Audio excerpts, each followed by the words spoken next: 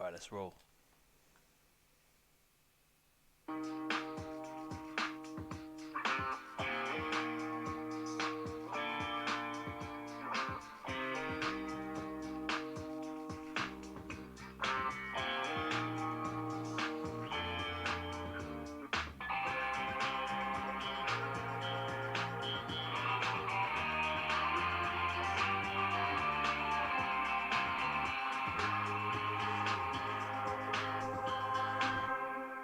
Steven Spielberg. Alright, how's it going? Welcome to the Alkaline Podcast, episode fucking 31. That's crazy, that, innit? Not just, I think we surpassed by quite some distance the amount of people that listen to this, but I mean, if you are listening, thanks very much, mate. Do you know what I mean? Looking at you over there, sat there in your fucking pants, you without any pants on. Kind of questionable, mate. You got no job, you got no pants. You know, maybe you should stop listening to this and get yourself down the fucking JC. And that's not Jesus Christ, sir. That is the job centre. Alright, how's it going? I want to quickly just talk about hardcore sports fans. You all need to calm down, mate. Do you know what I mean? I used to work. Well, I quite like sports. You know what I mean? I'm quite into... You know, I just like watching it happen. Do you know what I mean? I watch the Olympics. You know, I want to see fucking Usain Bolt do that fucking dab. I want to see him dab at the end of the race and that. I want to see fucking Mo Farah just fucking get there whilst his fucking trainer's just off in the fucking dugout over there, you know, in the training area, just fucking comatose on heroin or whatever the fuck. Do you know what I mean? I don't like doing sport necessarily. I like playing football, but in goal. Do you know what I mean? I want to be able to see the whole pitch. Do you know what I mean? I don't want to have people coming in from behind me, mate. I played football for my school for like one game, but I got benched, mate, because I scored an own goal. But you know what I mean? I was in defence, right, and someone took a 25-yard fucking screamer. Do you know what I mean? And the ball was going in. It beat the keeper. The keeper was just some like fucking pig-shaped man we got from the not man but boy. Pig-shaped boy we got from fucking class fucking 4 or whatever, just stood there in goal. Put these gloves on you. Like, do you know what I mean? He's literally like I want to say bovine. Is that the right word? Is that a cow? I don't know. He was like a little pot-bellied pig boy. And we were like, put gloves on that pig. Let's get him to save the goals. But he couldn't do it, right? But I ran back. He's played football all the time, right? I wasn't that bad, you know what I mean? Fucking calm down. You've not even seen me play football, so you can shut up. But, like, anyway, the ball was bad across the line, so I went in for a fucking bicycle kick. Like a fucking hero. Like John Terry. Like the fucking England captain. I'm fucking covered in blood like fucking Terry Butcher, Frank Butcher, or Pat Butcher, or whatever the fuck he's called. Do you know what I mean? And I fucking overhead kicked the ball into the crossbar and it went in. And that goes down as an own goal. Everyone was fucking like, nah! Do you know, like in school, no one's just like, you know, little golf clap and that. Everyone's just like, bah! You fucking OG. And I was like, come on, man. I am the fucking real OG. Do you know what I mean? Like, but like, what? I was like, what the fuck are you doing? Do you know what I mean? I'm the fucking, I'll die for this fucking year 7 school football team. Do you know what I mean? We used to play against this one school called Thirsk. Right, Thirsk. They were sort of, I think they were like a sort of private school or whatever, but everyone was like 7 foot tall. Do you know what I mean? And I'm not sure if I've complained about this before, but it was just fucking madness, mate. I used to play like on the little on like as a fullback. Do you know what I mean? Like, but I used to just like. The only thing I could do if I try to take the ball off one of these fucking giant people who are allegedly in our year, do you know what I mean? But like, I mean, I swear half of them were like 2 kids on each other's shoulders in a big coat. Do you know what I mean? Like, there's some of them had fucking full beards. Do you know what I mean? I don't know what was going on. I mean, like, I think we were playing football against their rugby team or some shit. But anyway, all I could do was fucking like just kick the ball into the fucking touch. Do you know what I mean? That was my and Harry Hacking, our PE teacher, Mr. fucking Hacking. Harry Hacking. He used to live on the same road as my mate in this sort of village called Tunstall, which is the same village that Nick Park from Wallace and Gromit is from there. Do you know what I mean? Like near Wensleydale and that. And Harry Hacking used to live on his street. So whenever we tried to skive off school and that, we had to fucking like sneak by his house and that. We don't know why, because he worked at the school we were at, so he just had all the school hours. He was there fucking I was about to say something incriminating, but it was a lie, so I didn't. And I'm not implying that you used to watch us in the showers, and that's not what I'm saying. So you can fucking shut up. And all you over there, I don't know why you all surrounded me and saying that I can't play football. But I wasn't really allowed back on the team after that. I just don't, after scoring that OG, the real OG, and I just don't think that's fair. But I do like football, mate. I don't really have time to watch it now because I'm doing a lot of like stand-up comedy and shit. I'm out all the fucking time. But like, I was working at this fucking restaurant, and I was talking to the manager, and he was like, "You like football?" Like when I just started working, I was like, "Yeah, they like football and that," and I was like, "Yeah, I'm sort of like a Man United fan," and he was like, "But you're not from Manchester," and I think that's ridiculous because like, I was like, you can't just support the places where you're from. Do you know what I mean? Because like big towns sometimes have terrible teams. Do you know what I mean? Like Birmingham City. Sorry if you're a fucking Birmingham. Shut up, you fucking Birmingham fan over there. Do you know what I mean? But like, they're a giant town. Do you know what I mean? It's because everyone gets sort of stuck in that spaghetti junction loop, and they can't leave, and they just have to fucking live there. Do you know what I mean? That's a Brummy, mate. Do you know what I mean? Like, imagine if everyone from Birmingham had to support that team. And I mean, I'm sure a lot of them do, but like, you got to have people from outside the places. Like a lot of Man United fans are from like sort of Japan and China and shit. Do you know what I mean? Like, and I feel like because it's like a global brand, and I feel like you can't be like they can't be a fan. Or like, do you know what I mean? You'd only be able to be fans of sports from your country for a starter, which is kind of crazy because some people, like, imagine only being able to like Scottish sports. Do you know what I mean? Like, all you can like is people tossing logs. Do you know what I mean? Like, what else have they got? Chuck that log. Are we allowed to do? No, you can't do that. That's not from here. Do you know what I mean? You gotta toss that log and shut the fuck up, you twat. Do you know what I mean? That's what it would be like, and I think that's ridiculous. But I was like, no, I am a Man United fan because my dad was. Do you know what I mean? Like, so we were just brought up as one. Like, the only games we would watch at home is Manchester United games and that. And it was like back in the 90s when we were like half decent as well. I say half decent. We were the best fucking team in the world at that point. Perfect time to be, and that's what people get annoyed about as well, especially if you say you're a Manchester United fan, because people were like, oh, fucking glory sport. My brother was a bit of a glory sport, but like, even though United were fucking clearing up, he'd just be for what a bit of a Liverpool fan. Then he'd be like my oldest brother, a bit of a Newcastle fan. Not my brother, he's just a bit older than me. He named his son Rio after Rio Ferdinand. He popped a bottle of champagne when Cristiano Ronaldo said he was going to stay at the team for a bit, for like another season. Do you know what I mean? He's full on Man United fan. Do you know what I mean? But like, so anyway, this manager was getting on fucking like, oh, fucking prawn sandwich. That's what they call the Man United fans, prawn sandwich eaters, right? And it was just like a fucking name every single person in number order on the fucking team. And I was like, I just like watching it, mate.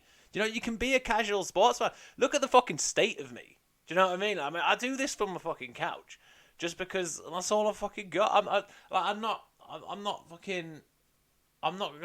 playing lacrosse. Do you know what I mean? I can watch it on the fucking TV. I mean, if you want to watch lacrosse, you're gonna have to watch it at like 4 a.m. on some fucking weird channel that like it's pawn for a bit. It stops and then it does an infomercial channel for about an hour and then it's lacrosse. Do you know what I mean? But like, but he was like, name all the fucking. I was like, to be honest, I can name most of them. Do you know? Because I used to, as I say, used to watch it like on TV and that. But like, But I was like, I like, you know what I mean? I like steak. Do you know what I mean? I can't name every fucking cut of steak. And he was like, well, I've hired you as a chef, so you should be able to. And I was like, you have got me there. I'm going to go back to work now. But people get like that about sport, and I think it's weird. Like, I feel like it's like so like tribal, and like they're so proud of like loving sports. And people who are into fighting, the funniest ones, because I'll watch, like, I don't really care for UFC and that. I feel like, calm down, everyone. Do you know what I mean? It's just a lot of hugging on the ground. I used to do judo, mate. Like when I was a kid, I for like 3 years, and I was like, all right. I got a few medals and that, and I used to be on the Northern Ireland judo team. Northern Ireland's about as big as like Sheffield. Do you know what I mean? So it's not much of a national team, mate. But I used to be all right. I remember one time my coach, who was like ex-Olympic judo person, who was the coach for the Northern Ireland, that national team. She said to my mum, "There was like, one day we'll see him in the Olympics," but it didn't happen because I started smoking weed when I was 14. But I'd like, so you know what I mean? Like I'm into this. I used to be maybe if I carried on doing it, I'd be more into like things like UFC. But I don't mind watching some boxing. Do you know what I mean? I think it's quite interesting. Do you know what I mean? I mean, I do feel like the whole point of boxing is it's a race to see who can move into a care home last. Do you know what I mean? Because your That's not supposed to happen to your head. do you know what I'm saying? Your head's not supposed to like be able to twist all that way around. Do you know what I mean? But they're always a fucking giant, and I can't be fucked with only all that pre-fight bollocks. You know what I mean? Where they're just like, I want to beat you up, and they're like, well, fucking, I'll beat up your dad. Do you know what I mean? And they have a weigh-in. You know, just fucking get weighed. Do you know what I mean? You don't need to fucking push each other. You're gonna have a fight. It's on. Do you know what I mean? You don't have to have a pre-fight fight. Do you know what I mean? You're supposed to be training. There's this thing about this Deontay Wilder and Tyson Fury fight. Apparently, Tyson Fury just fucking. I did an interview where he was like, I'm just fucking masturbating 7 times a day just to keep my testosterone up. And, you know what I mean? Imagine fighting someone that you knew that said that. You know what I mean? But like, why are you so fucking aroused by this by fighting me? I'll be like, right, dude, you have a what? You fucking have a shower before our fight. Do you know what I mean? You'd be fucking popping erections all over the fucking boxing ring. I just think that's fucking a bit crazy. But I don't mind watching the actual fight. Right, but then, so this Deontay fucking Wilder, Tyson Fury, the Gypsy King fight happened this weekend.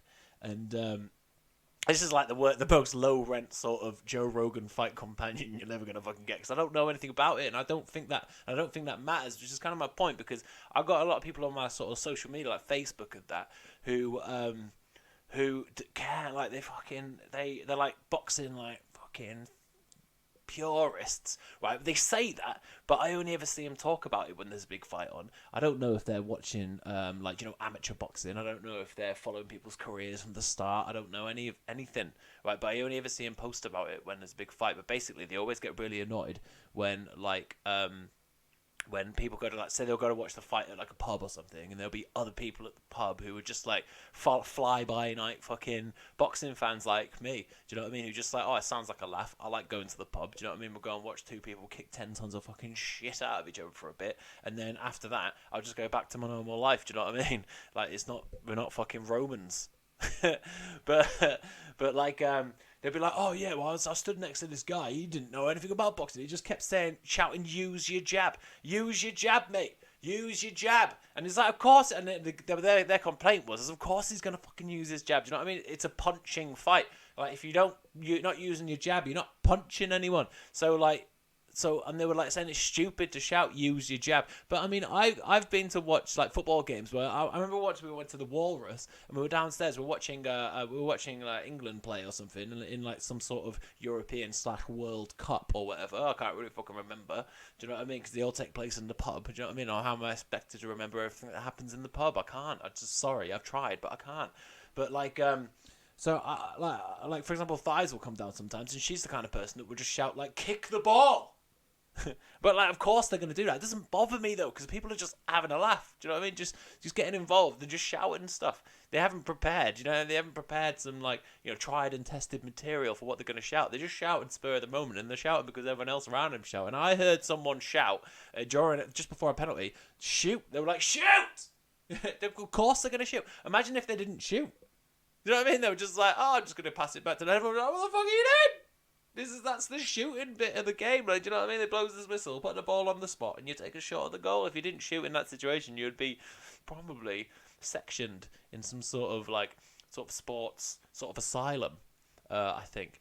But like, I just think fucking calm down. But then, look, so for example, like, I'm not going to buy the boxing on pay-per-view because I'm not fucking psycho, do you know what I mean? That costs like 50 quid, and they just upload everything onto YouTube the next day, or like immediately afterwards. I was like, I'll just get up and I'll watch it. And so this guy's kicking off about people saying jab all the time. He can't stop saying jab, do you know what I mean? It's a boxing fight. He's going to do that.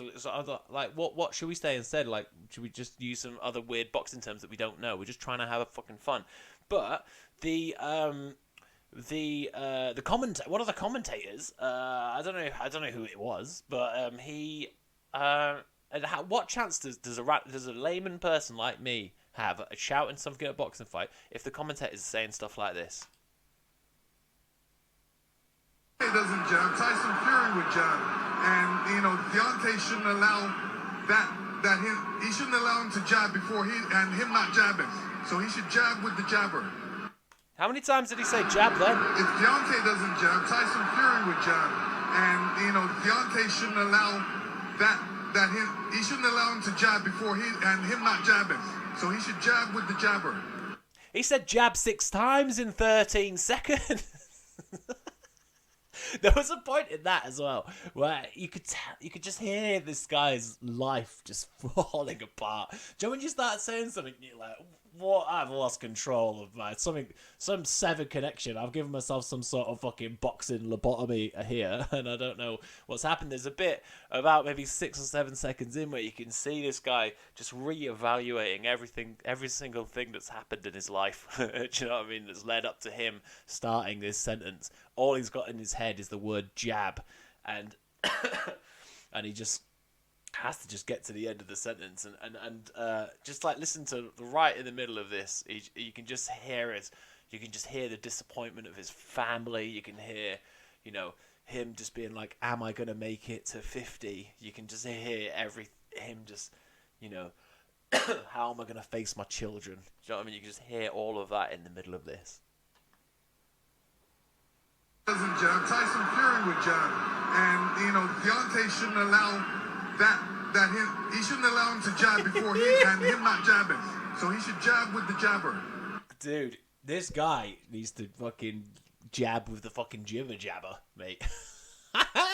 Yeah, I fucking said that. What are you gonna do about it, mate? But I thought that was hilarious, man. That's fucking great. And I was thinking, like, you can always tell which boxing commentator has lost the most fights in his career. Do you know what I mean? Because he's struggling. And he's not even in the fight. Do you know, he's just sat by a table. He's probably got some water. He's probably being propped up by his nan. Do you know what I mean? Maybe he's just fucking Skyping in from some fucking sanitarium. Do you know what I mean? Because he's still got a black eye from being punched in the face by Mike Tyson like 20 years ago or something. But it's bad for your health, man. You can tell by the middle of that thing where he's just like, hit, jab, dip, jab, jab. Do you know what I mean? People are always like this. I was thinking about the Romans. They imagine going to the Colosseum and like you go to the Colosseum all the time and all about the gladiators and all that, and then some fucking dude like time travels in, because a lot of people with the time travel, they probably would go to somewhere like the Colosseum because everyone's got like basic bitch history information already. Do you know what I mean? Because the schools are just teaching you fucking nonsense. I remember in GCSEs with this thing called medicine through time, and that to be honest, that's science. That's not it's history. I mean, everything's fucking history. If you learn about like in English, you learn about Shakespeare. That's history, but you want to learn about it in English. You don't want to learn medicine through time. I want to learn about all the times that people have been stabbed in the fucking dick. That's what I want to learn about in history. I don't want to learn about the fucking the origins of gout. Do you know what I'm saying? But like, imagine going, some fucking guy gets fucking transported into the Colosseum. He's not seen what goes on in there like firsthand, and he starts shouting "run" at the fucking little slave gladiator guy down in the fucking thing, and then all these other Romans are like, "Look at this twat just shouting "run." Of course he's gonna run, mate. He's fighting a fucking lion. Imagine shouting "run" at a guy fighting a lion. It's just instinctual. You're not gonna think about it. Do you know what I mean? So fucking leave.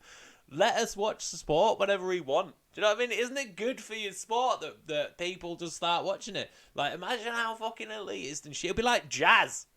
Do you know what I mean? Jazz people are like, folk people are like that as well. Like traditional, like trad folk people. I remember I used to go to this place called the Bridge Inn when I was just a little baby boy. We used to go to this place called the Bridge Inn, and we used to hit track up there because we were fucking bohemian as fuck, mate. And I used to take my guitar, and what did I know? Like a couple of Johnny Cash songs and that. Not really any sort of folk, but like and then I would join in, and you could just see on the faces of some of these like viola players and like some of these people with like their guitars and just with their flat caps on and the fucking grizzled folk chins, and they would just fucking be hating it, mate. But a lot of the people who go there, because it's like in the Dales, and there is young people in the Dales, but they all have to share the same pub. So you could tell there was some like young people who were just like, finally, it's not a fucking fuck, I can't talk. It's not a fucking sea shanty. Do you know what I mean? And do you know? But they didn't like it at all. And I think that everyone should just be better off by just being a little bit more fucking inclusive. So shut up, sports fans. Do you know what I mean? If I'm watching boxing at a pub at any point in the future, I'm going to be shouting, use your jab, mate! Use that fucking jab. Do you know what I mean? Because I know it'd be fucking off so many people. I mean, like,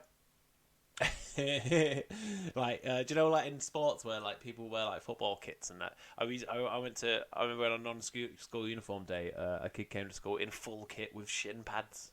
I'm surprised he didn't have fucking studs on his boots. Do you know what I mean? Just fucking walking around on this laminate floor and like traipsing up the fucking corridor and that in his fucking full kit. What do you need shin pads on at school for, mate? No one's fucking slide tackling you in double awards science, mate. Do you know what I mean? Fucking going in for that fucking 2-footed challenge in RE. And that's religious education, not Jamaican for all. For fine. Ari.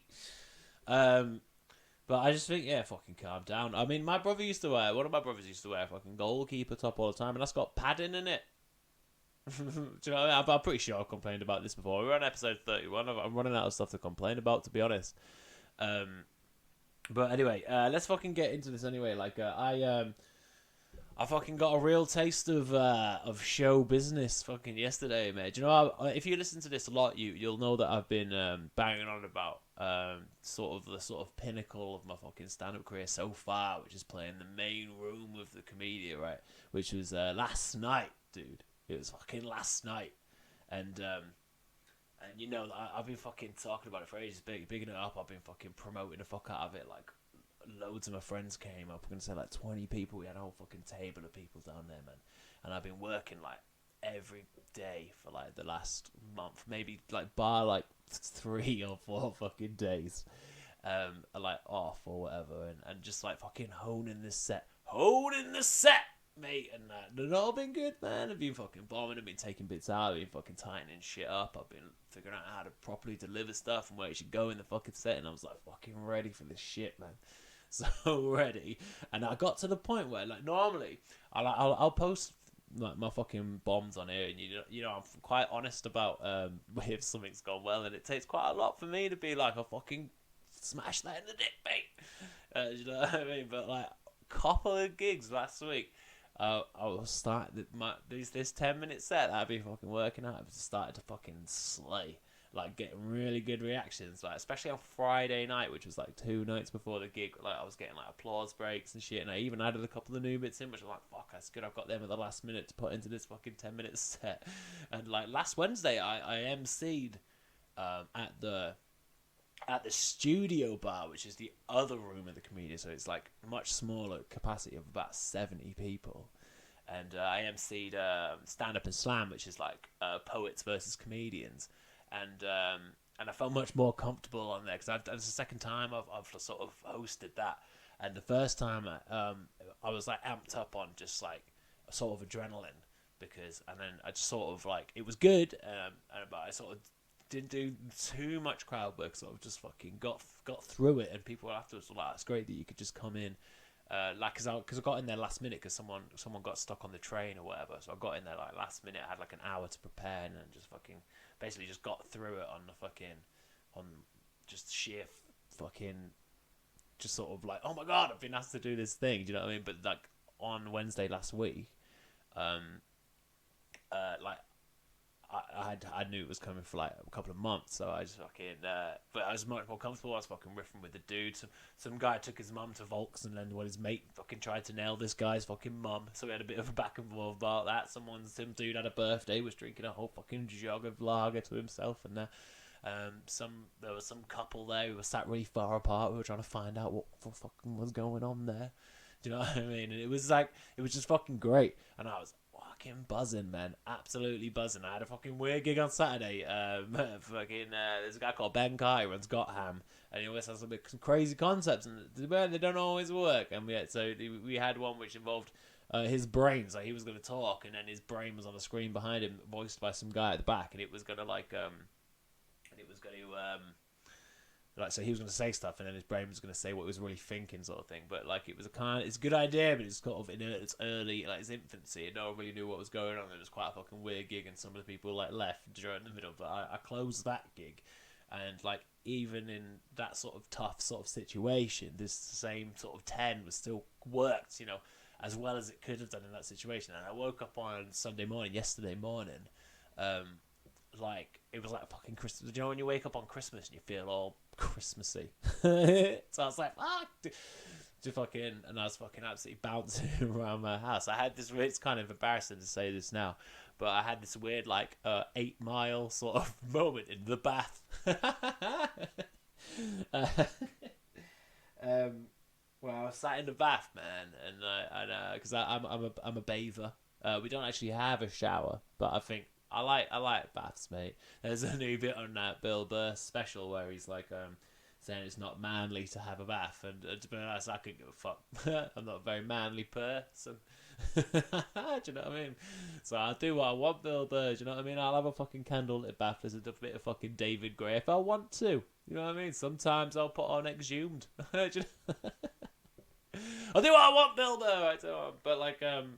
But I was just thinking about, because it was like the day of the fucking show, and I've been like, because I was supposed to do it in January, but I don't know what happened with the booking, but I think they booked a load of people at one time and they ended up overbooking one of the gigs. So I was supposed to be on with a comedian called Shah Wiley from Brighton, who's like 75 years old, which is cool. I think it makes her like the second oldest working stand-up in second oldest working female stand-up or something like that. I know Lynn Ruth Miller is the oldest working stand-up, who's, I think, for a female, I don't know, but she's like 84.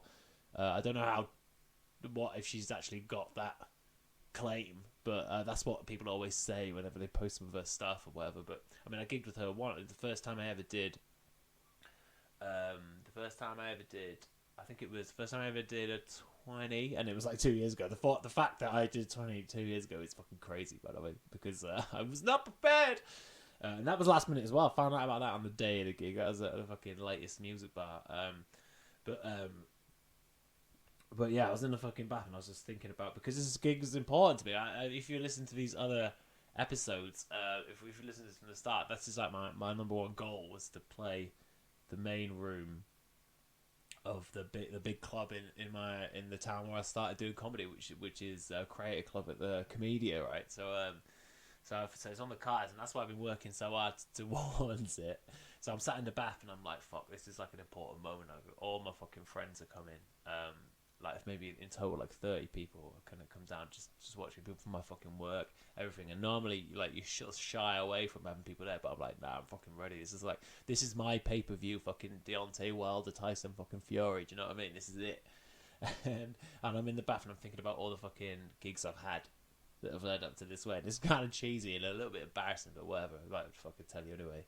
But so I'm like, I remember the second gig that I ever had where it was so bad that I just fucking closed my eyes and fucking just wished for it to end. I remember like my 13th gig, I went over to Chichester, the first place. When I first moved down here, I was in a band, and it was actually my place where my band played their first ever gig. But I fucking absolutely fucking tanked my set, and I used to have really bad mic control because I came from being like a hard rock vocalist, so I used to cup the mic like some sort of rapper or whatever. But I remember Dinesh Nathan, who's Ramesh's brother.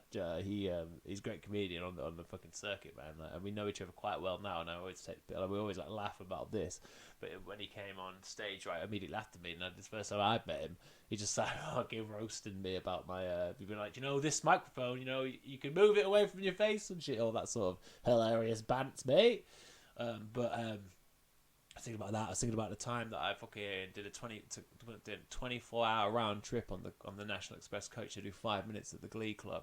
I was thinking about the first time that my the dad and my stepmom came to watch me at Newcastle Stand when I was so worried about doing that Susan's joke in front of him.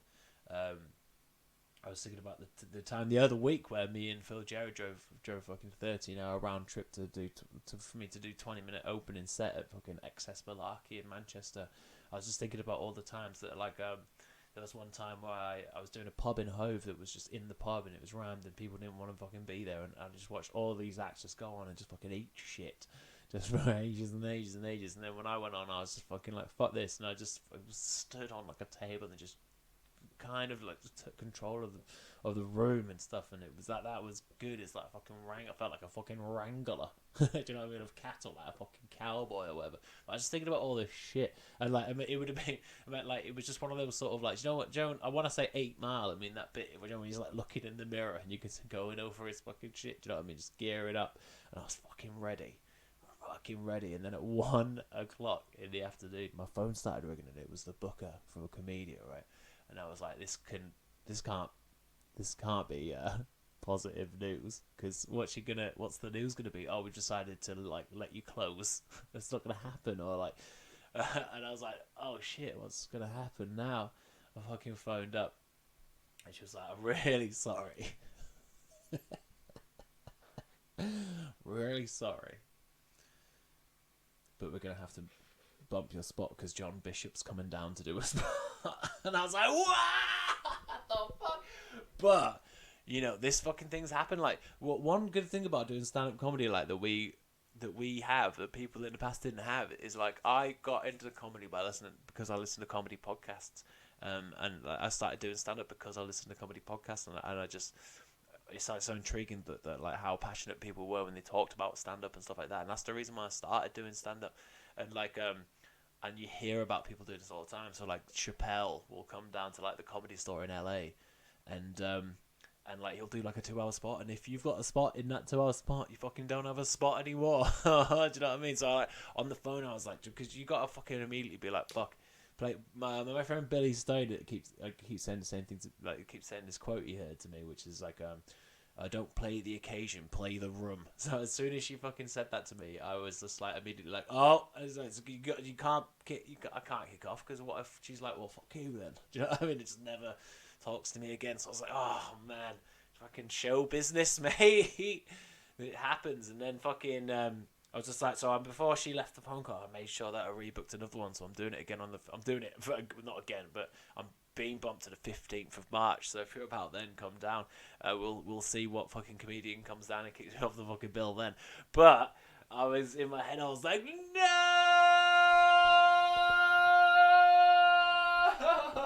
And fucking Thighs was behind me, and she was like, go, what? Because as I say, we've got all these people coming down to watch as well, and she's bought all these tickets on Groupon, and and whatever. So it's a bit like fucking. All of a sudden, it's an admin logistical nightmare, and for them, I'm just a bit like fuck. But it took a little while for it to sink in, man. But she was like, you can have some comp tickets if you want, and I was like, oh, I'm just gonna. I was like, I'll phone you back in a sort of minute, and I was just like, fuck. Do you know what I mean? This is like the dream, and it was perfect because it felt like the pinnacle of like a fucking. It felt like it's right at the end of the month. It's a week after my 3rd anniversary of doing stand up, and it's just fucking. It just felt like the perfect. Everything was just culminating together, because a lot of things in my life. Sometimes I feel like my entire life has fallen apart from stand up comedy, which I don't mean to sound sad or whatever, but I'm the thing is, a lot of people say to me that I have like a really romantic view of like stand-up comedy. Do you know what I mean? Like I like stories of like fucking like them road warriors, and I like, you know, fucking people who are like down and out and just fucking, you know, like fucking rags to riches, that sort of thing. Do you know what I mean? And like I hold these sort of clubs in esteem. Like I've got on my background on my computer is like the Los Angeles fucking Comedy Store main room, like the stage thing, and I'm just like, one day. Do you know what I mean? So I like hold this fucking view, and like that's some like, you don't want to become like bitter and like have that and I like the fact that I've got this romantic view about comedy. It's the reason why I want to do it. It's the reason why that Spurs wanted to come out and do it every single night. It's the reason that while other stuff with my life maybe not going that well, that like I just drive so much effort into stand-up comedy. Do you know what I mean? Because like I have this fucking I just have that view of it. Do you know what I mean? It's like it is a romantic view of like for me, like it is a romantic thing for me. Do you know what I mean? Like but it also means that you get quite emotionally tied Do you think it means that if I have a set and like say like one joke doesn't work or like my favorite joke doesn't work, then it'll fuck me up for like sometimes like 11 days and 25 minutes. Do you know what I mean? It's just like so he's got these comp tickets, and but as the day sort of wore on out, like after that I had to fucking post it on social media being like, if anyone's got these fucking tickets they can switch them over. But it turns out that loads of people can't come to that one, so like because they'd already booked tickets, they're going to come anyway. So I was phoned up and I was like, fuck it, I'll come, because I haven't got much money. So I was like, I don't ever get the opportunity to even just go to this show, so I'll go to the show. and now, and I sort of regret doing it a bit, because I feel like I've sort of cuckolded myself. You know what I mean? Because like, I didn't feel good when I was there. I just was like, I was the only, because I thought maybe, because this guy John Bishop, if you don't know John Bishop, he's like a legitimate stand-up man. He's a Scouse comedian. He went on to like TV. You don't hear much of him doing stand-up anymore. But he first came, like I remember when he first got big, and he was doing, you saw more of him doing spots on other people's TV programs. But then he got some like quite sort of middle of the road TV programs, and I assumed he was just out of stand-up, or he just became one of them sort of everyman comics that people always like. I love to rail on, like people like Michael McIntyre or like Jack Whitehall or people like that. He was just sort of one of those sort of guys. But I saw the lineup, and I was the only one who was dropped from the fucking lineup on that fucking hell. And I was like, oh no. Well, to be fair, the other trial spot guy, I think he'd been there all weekend, had come down from Glasgow. So to be fair, I'd rather it was me than that guy. Imagine coming down from Glasgow and being like, sorry mate, fucking Bishop's in town, you know. But so we watched the fucking show, and it was hard. Like, it was like, the way I sort of was writing in my notes about it, and what I wrote was, because being bumped out of it for like this big comic, I just get it. Do you know what I mean? I do feel bad. Like, it did make me. I felt like, oh fuck, like gutted. Do you know what I mean? But like, I do understand it. Do you know what I mean? Because it's the industry. It's just what happens and what you're gonna do. And like, and someone always says, I can't remember who it is on a comedy podcast. Always says, you know, like what you're gonna do? Quit. Like, of course you're not gonna fucking quit. So you just fucking carry on. Do you know what I mean? Every time you have a bad gig, or every time you don't get selected for things, it's like, I quite often do okay in like the initial parts of a comedy competition, and then something just fucking fall down. I'm just like a perpetual sort of semi-final. I've been in loads of semi-finals of like stand-up competitions. Like, I went to my mate's stag do in Prague, and then I came back on a Sunday night. Got back really late. Went to work, and then I had my second ever 20-minute spot at the Brighton Fringe. And I went there and I just fucking died on my tits. And then immediately after that set, went down to the Quadrant to do the Laughing Horse heat at the Quadrant during the Brighton Fringe. It was sold as the Best of the Fringe show, but that was actually a comedy competition. No one really knew what was fucking going on, but 3 people from the fucking crowd were giving these voting slips. They're like, "What's this?" And they're like, "Well, you just got to choose your favourite acts." And I ended up winning that heat, which is the only time that's ever happened. But I was like, "Fuck." But then I went to the semi-final. I think it was the semi-final in the Savoy Tap, and made the joke about pork medallions and fucked it all up for myself. But I'm just a fucking perpetual semi-finalist, is what I'm trying to say. But like, I felt like accepting the comp tickets was like a kind of cockholding situation. Like, I should have just stayed at home. Do you know what I mean? Watched a bit of fucking TV. Do you know what I mean? Because I felt a bit like, imagine someone being like, do you want to go and watch this fucking dude just fucking bang your girlfriend? Do you know what I mean? Someone else is doing my dream. But I went, man, and like, and what I know, right? If he'd come out, I'll say this now: if he'd come out and just did his new material set or whatever, I'd have been like, fine, whatever. He's clearly a fucking decent fucking comedian. Do you know what I mean? But he came out, mate. So they put in my spot was the guy who was going to be on after me, was this Liam Farrelly. Right, so he goes on. He's fucking this guy's really like thick accented Glaswegian dude, and he has a fine set, whatever. It's great. And then he goes off, and then they bring out John Bishop. And the problem is, it's kind of embarrassing because I'm sad to say with all the people, my mates who have come down to watch me, and as soon as Bishop comes out, the whole fucking room starts losing their mind. But all my friends turn around and they fucking start looking at me. Do you know what I mean? Because like, what's his reaction going to be to, like, because you know what I mean? Because it's like, and it was like kind of a bit like I didn't know where to fucking look. Do you know what I mean? Because I did feel like I was like gutted about it, but I didn't also want to be the fucking. I wouldn't want people. That whole table of people are fucking being like checking to see, like, you know, glancing over to see how I'm taking it. But he came out, right? John Bishop came out. People were losing their fucking minds, mate. Fucking losing their minds, and he was like, "Give it up for Lawrence." So.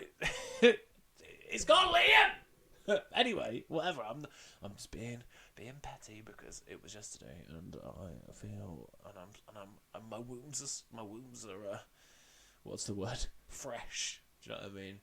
But still sore. Do you know what I mean? But then he went on to say, and this is the bit that bothered me. He had this whole spiel about I fucking love this club. Because they're giving, because you know they just support new comedians and give them opportunities on this Sunday night gig to come out and do some of their first gigs in front of a proper comedy club crowd. And I was sat in the crowd being like, "John Bishop, you're doing my spot." All right, fuck it, we'll move on. I just wanted to let that be known, sir. I mean, I did start following you on Twitter. Do you know, for whatever. Shut up, John. He went on to have a great, like, fine, whatever, his new material's working it out. It was a set, people liked it. Were they laughing more because of his celebrity status? Maybe. I don't fucking know. Whatever, I'm not bitter anymore. I feel like, in the past, sometimes, like, I remember when I first started doing stand-up, there was a guy, I can't remember his name now, but all I know is that he does 3D printing. It's called Sam Border. Alright, and he used to, when I first started doing comedy, I don't know how long he'd been going for, maybe a couple of years or something, but he was like just an open micer. But he used to be so down about comedy all the time at open mic level, which is kind of mental, I think, because you can stop doing it. It's not your job. Do you know what I mean? And he did eventually stop, and he came back to do a couple of gigs. I was like, it's cool because you want people to be up for and to do stand-up comedy and to write comedy. Do you know what I mean? So, like, when people are, like, up for it, you're like, yeah, fucking go on, lad. Do you know what I mean? But, like, to be so pessimistic and down is like, oh, I just don't know what's going on. I was like, but around the corner from your fucking house, you didn't have to leave the house. It's just an open mic. You just don't have to do it. I just don't understand why. But that's the first time I've seen someone be, like, bitter about comedy, and I feel like I would never want to be like that because it's like I fucking love it so much. And I was sort of semi-joking, like, because I get it. Like, when you get an email from these clubs, they're like, the lineup is subject to change at any moment, and I realized that, like, my sort of dream is only is only really important to me. Do you know what I mean? Like, the biggest gig of well, I've made that for myself because it's not everyone's goal is to do that. Do you know what I mean? Like, my previous biggest gig was doing the stand, but that, to be honest, that was a thing that I applied, didn't expect to get, and then did get, and then went up and did all the stands, and it was amazing. And the club, to be honest, the Newcastle stand is bigger than Brighton Comedia, I think. It's definitely in a bigger room. I don't know what the capacity is, because it has these, like, sort of sports style fucking bleacher style seats at the back and at the side, so you could fit quite a lot of people in there. So I think it might be a bigger capacity, but there was just something that I put on playing the main room of the hometown club. Do you know what I mean? That made it, like, seem like the biggest. I'd set it up to be the biggest thing, but my biggest gig is somebody else's just intimate new material night. Do you know what I mean? Like, the fact when you're doing comedy, like you get so, when you first start, you get so nervous about just doing an open mic in front of 4 people. You're like, I hope these 4 people laugh. Do you know what I mean? And now we can sort of go into these open mics because we've done them so often. Like we've done it so often that it's now a different thing. You're thinking about other stuff, and it makes you become better at stand-up comedy because you're able to get rid of the. You're able to not just be focusing on your nerves and whether or not you're going to be able to breathe or actually say any words, or are you going to shit yourself or throw up on your own fucking legs. But after a while you move past that and you start to think about the sort of nuances of what you're going to say and like your jokes and how you're going to word stuff and the economy of the words as you can say and how you're going to deliver it and all that sort of stuff. And that's when you start becoming better at comedy, I think, because you are now you're engaged and you're thinking. And sometimes on stage, especially when you're doing older bits like the muscle memory, that you can think about the bit as your body is saying the bit, and I think that's kind of good. And you get to that level, and then but then if someone's doing their first ever gig at that open mic, they're there, this is the biggest gig of their life, do you know what I mean? And you're treating it like it's like you obviously care about it, but it's not as you're like, oh, if this doesn't go as well, I can just come back and do it again, sort of thing. Whereas there's someone in the fucking back of the room, like fucking necking G&Ts because he has to get up and talk in front of a room full of strangers. Do you know what I mean? So it's just everyone's experience of everything is different, and like for example, this guy Liam Farrelly, who's come down from Glasgow, he's doing the same gig as me and the same amount of time on almost the same spot. But he might not have put so much impetus on him doing that because it's not his hometown thing. Whereas if he's from Glasgow, maybe the Glasgow stand is his thing, and the first time he did the Glasgow stand, maybe that was like that for him or whatever. But so I'm not whatever. It's just what happens. But I feel like I need what. Oh shit! Sorry about that. I've got an alarm that tells me when my hot water's done. So because our boiler's sort of fucked, but anyway, I feel like in the past maybe comedians would sort of bottle this sort of feeling and expression up. Do you know what I mean?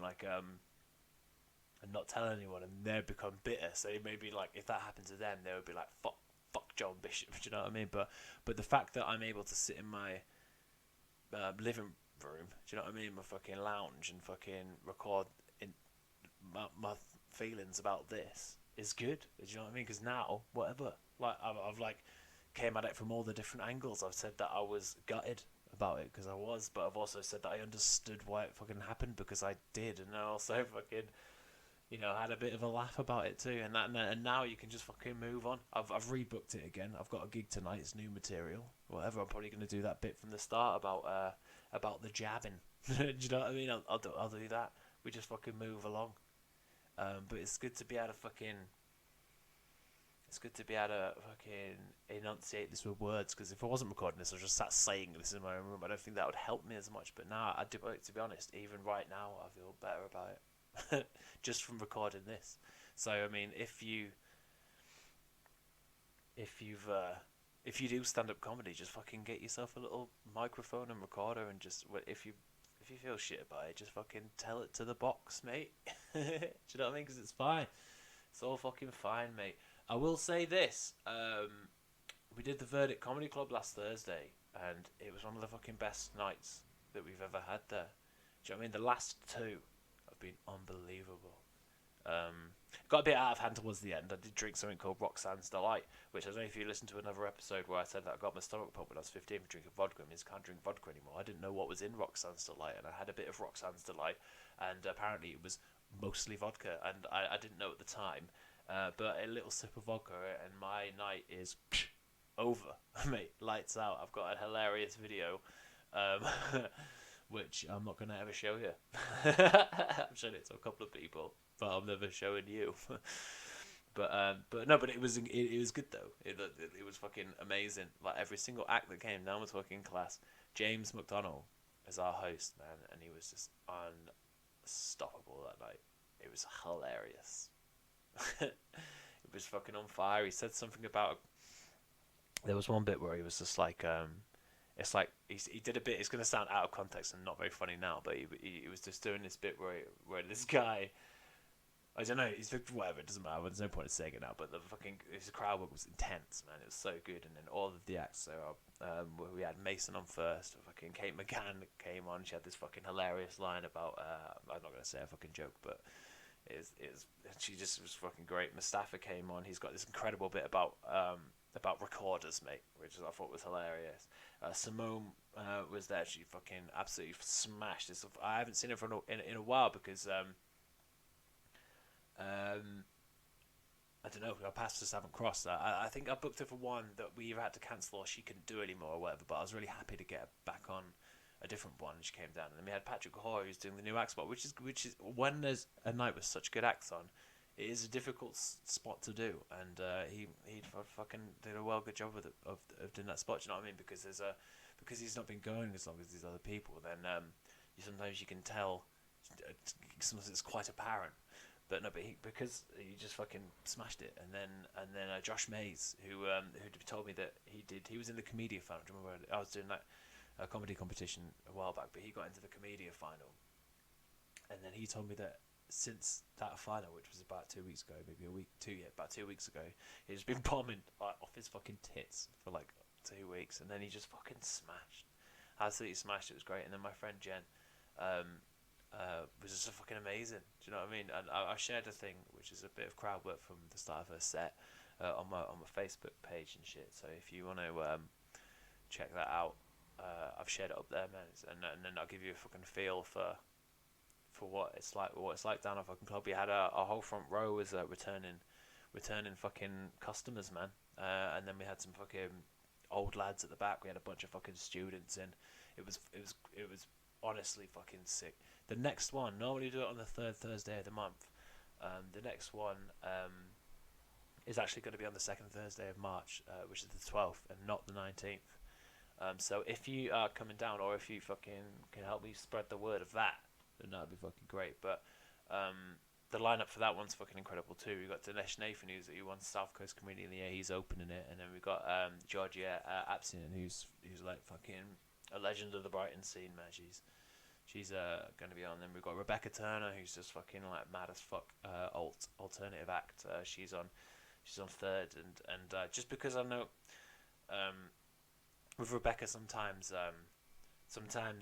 she can split a room, mate. But I've seen her fucking absolutely cane like a room, like just destroy. But I've seen her struggle a little bit, but it's fine. That's kind of with alternative comedy. Like it is different. It's not for everyone. But I just feel like just the momentum of the because what's fun for me about booking comedy shows is trying to put the lineup together so that you can get like different voices and stuff on, but like you can try and like work out how the night will go and like where's best to put people. So I feel like Dinesh is a strong, like solid, like club set sort of like open act, and that's fucking sick. And then George is sort of like a really like likable, fucking like really funny, and she does like her bits are like she's not like bang bang bang bang punchlines, but she's like but she's just like a funny persona. Do you know what I mean? And like a lot of people are like that.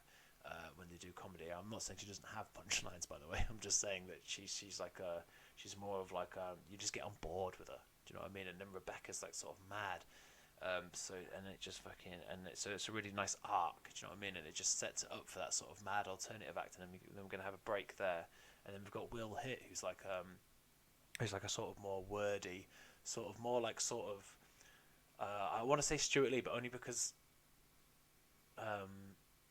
I don't know. He just has that sort of similar vibe of that sort of comedian, if you like that sort of comedian. But he's got like quite really like dark bits and really like intelligent bits and stuff. And I've gigged with him like loads of times, and he's always just like I've always really liked like pretty much all of them. He's one of them people where you see him do new material, and you're like, fuck, I can't believe like that's the first time you've said that. It's quality. And then we've got a guy called Fitz Honger, who I don't know his act that well, but then we do have this, like, as I say, this newer act spot, so I was like, I'll give him the new act, like, space. I watched this video, it was fucking decent. I booked him in ages ago, but, like, he's coming down, so it's like, that's more of like a more of a risk element for me personally, because I don't really know exact that well, but I'm sure it's from the video that I put on, I'm sure it's fucking great. And then we've got my boy Patrick Carmody, who's just like one of has one of the most likable stage presences. And I used to joke with Carmody. I used to say that like he bombs the best out of everyone that I know, which doesn't sound like a compliment, but it is, because it was at a time where like bombing, we would me personally, I would just fucking crumble. Do you know what I mean? Just go fucking red, just not be able to get any words out, and people would just be like, "What the fuck is going on?" Whereas Carmody can just play it off, like all of his bits that he's been doing for like a couple of years even sound like he's just coming up with them on the spot, and they're fucking hilarious. And I've done the last couple of fringes with him. Unfortunately, he's away for a lot of this fringe, so we couldn't do one again. But I'm sure we'll do another one in the future. But Patrick Comedy's one of the people that I've gigged with most. His second name's Carmody, and when I first met him, I thought it was like a weird stage name because it sounds too much like comedy for a stand-up comedian to do. And then the last act on is Dave Fenton, who I've just gigged with loads, and he's like one of, so like when he's like on this proper, like he was already proper on the scene when we started, so he's like, you know, the next couple of levels up from us. So he's like it's a person that I don't know about the other people who started at a similar time as me, but he's like, you know, the person that we all sort of look up to, and one of the people that we all sort of look up to in the fucking scene. So and we've had him headline at our club last year, so if you were there for that, then come down again. But I did this gig on the Edge on Friday, and it's fucking the new shit he's got for his new show that he's working on is fucking sick. So I'm looking forward to seeing it all as like a thing. Do you know what I mean? But he's fucking hilarious as well, and like as I say, one of the people on the scene that we sort of aspire to, you know what I mean, get to that bit, you know, the next bit. There's, you know what I mean, getting booked at like the clubs that he's doing and all that sort of stuff. It's just gonna be fucking great. So that's like that. That's the 12th of March, not the 19th. The 12th of March. It's always £3 on the door, and yeah. And obviously, before I forget, I'm gonna have to give a shout out to Nathan on the piano. We've got this new pun section, which so he's working out a bit, but because puns also divide a room, because they're kind of silly, but everyone has to be up for them. And if he's the only one doing puns, so we sort of got to like everyone just gets on his. It was so nice because everyone just sort of gets on his side for it, and everyone's just like, you'll do his puns, and then because he was doing this thing. Do you remember? I don't know if you remember. I think it was the Jonathan Ross show. They had this thing called Four Puffs at the Piano, and we had this 4 puns and a piano. So what we'll do is James walks around the crowd with a jar with all these puns, with all these words in, like associative words, and then he'll pull one out, and then Nathan will come up with a pun for it on the stage, and then everyone will be like, "Hey!" Do you know what I mean? Give him a fucking big cheer, and then at the end he'll play like a tiny little novelty song that he's written, which is it's a good section. It breaks up the fucking It's nice. So we've got like catchphrases. We've got things that we do at our club, which just I think they're like set it apart from other. It's not just a comedy night. Do you know what I mean? It's like interactive. It's like things that we have like segments and stuff like that. And I think that I just got a good feeling about it. I feel like it's gonna be like the last 2. I don't want to jinx it or anything, but the last 2 have been fucking like some of the best comedy nights of my fucking life. Whereas we did struggle a bit last year with numbers and like working on the, you know, working on the format and stuff like that. But I've just got a good feeling about it for this year. So man, check if you're just spread the word for us, man. I know a couple of people have done it. My friend Jen, who fucking smashed the headlining spot last week. She's got a podcast called Genocides. Right, as I say, it's hard to not say genocide, but Genocides, where she rides on an exercise bike and does a podcast. It's hilarious, right? So you can download that. It's called just say Genocides. You can download that the same place where you went to download this. But yeah, she chucked us out a couple of plugs on there, so fucking check hers out as well. And then a couple of other people giving us shout outs on social media and stuff. But yeah, I just got a good feeling about it, man. All the fucking lineups that we're booking in, as I say, they're That's like one of my favorite things is getting some of my best friends from comedy and like just sort of like molding like sort of like a little journey through the night of like different styles and that. Yeah, it's banging. So I think that's pretty much all I've got to talk about. But yeah, I've sort of been a bit rambly towards the end. But yeah, so the dream didn't die because the dream's being postponed. All right, that's the take-home message. The dream didn't die. The dream has been postponed. All right, wash your beards, ugly cunt. See you later.